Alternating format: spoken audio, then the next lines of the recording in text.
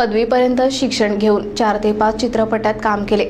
आपला वापर करून सोडून दिल्यामुळे बुलढाणा तालुक्यातील येडगाव येथील विष्णू गडाख या शेतकऱ्याने गेल्या 10 वर्षापासून आपल्या अर्ध्या एकराच्या जमिनीमध्ये 45 प्रकारच्या विदेशी भाजीपाला पिकवून दरमहा 25 ते 30 हजार रुपये कमवत आहे.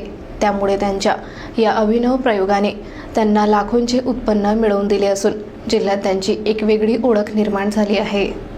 येडगाव येथील विष्णू गडाख यांचे BA पर्यंत शिक्षण घेऊन 4 ते 5 चित्रपटात काम करून देखील त्याचा मोबदला पाहिजे तसा मिळत नसल्याने गडाख यांनी आपल्याकडील अर्धा एकर शेतात भाजीपाला शेती करणे पसंत केले. देशी भाजीपाला घेत असताना अनेकदा भावात होणारी घसरण बघता कर्जाचा बोजा वाढू लागला. त्यांनी देशी भाजीपाला शेतीला विदेशी भाजीपाला शेतीची जोड देण्याचा 10 वर्षांपूर्वी घेतलेला निर्णय आज लाख मोलाचे उत्पन्नाचे स्तोत्र बनला आहे. आज त्यांच्या अर्धा एकर शेतात देशी भाज्यासह विदेशी शलगम, lollo rossa lettuce, iceberg lettuce, yellow zucchini, green zucchini, baby corn, cauliflower, orange cauliflower, fennel pak, choi Chinese cabbage, broccoli celery, पत्ता lemon, basil butternut cherry, tomato पॅनल, चक्री, आवळा, भोकर, फणस, सुरणकंद, अरबीकंद, ब्रुसल स्प्राउट, नवलकोल यासह इतर भाजीपाल्यांची शेती गडाख यांनी भरवली आहे. यातील अनेक भाज्या विविध आजारावर गुणकारी आहेत हे पटवून देण्यासाठी गुगलवरून माहितीपत्रक डाउनलोड करत ग्राहकांना आकर्षित केले आहे.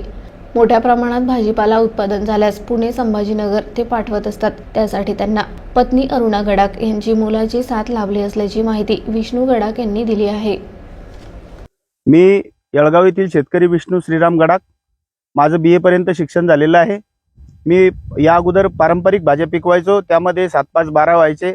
मला जास्त उत्पन्न मिळत नव्हतं. शेती घाट्यात जात होती. मग पर्यायी पीक म्हणून मी नाविन्यपूर्ण भाज्यांच्या मागे लागलो. यामध्ये मी आता जवळपास 45 प्रकारच्या देशी विदेशी सर्व नवीन भाज्या मी पिकवत असतो. मला एकंदरीत यामध्ये 10 वर्ष झाले. या सुरुवातीला 3 वर्ष मी या भाज्यांमध्ये लॉस गेलो आणि भाज्या पिकवत असताना 3 वर्ष फक्त ग्राहक कुतूहलाने पाहायचे, भाज्या मात्र घ्यायचे नाही. परंतु नंतर मग मी त्याचे हेल्थ बेनिफिटचे पॉम्पलेट वगैरे काढले, त्याच्या रेसिपींचे पॉम्पलेट काढले, ग्राहकांना देत गेलो आणि ग्राहक मग या भाज्याकडे हळूहळू वळायला लागले. आता माझा व्यवसाय सुरळीत चालू आहे आणि रोज भाजीपाला घेणारे जे ग्राहक आहेत ते माझी वाट पाहत असतात. मी या अगोदर 4-5 चित्रपटात काम केलं, शिकवणी वर्ग घेतले आणि त्याला कंटाळून मग या भाजीपाल्याकडे वळलो आणि यामध्ये एकंदरीत अर्ध्या एकरामध्ये मी या सर्व भाज्या पिकवत आहे. कोणकोणत्या भाज्या? यामध्ये broccoli, red cabbage, lettuce, celery, zucchini, pak choi, cherry tomato, पोगॅन्डो cabbage, lemon basil, celery, pak choi, asparagus अशा बऱ्याच प्रकारच्या विविध वेगवेगळ्या भाज्या मी यामध्ये पिकवत असतो.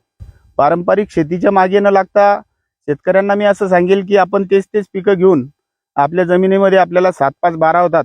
एकच एक पीक न घेता आपण जर या व्यवसायामध्ये आपण जर एका एकरामध्ये किंवा अर्ध्या एकरामध्ये 25-30 प्रकारच्या वेगवेगळ्या भाज्या लावल्या थोड्या क्षेत्रामध्ये, तर आपण खरोखर काही भाज्या लॉसमध्ये गेल्या, काही भाज्या भावातही आल्या तरी सुद्धा आपण या भाज्यांचं भरपूर असं उत्पन्न घेऊ शकतो.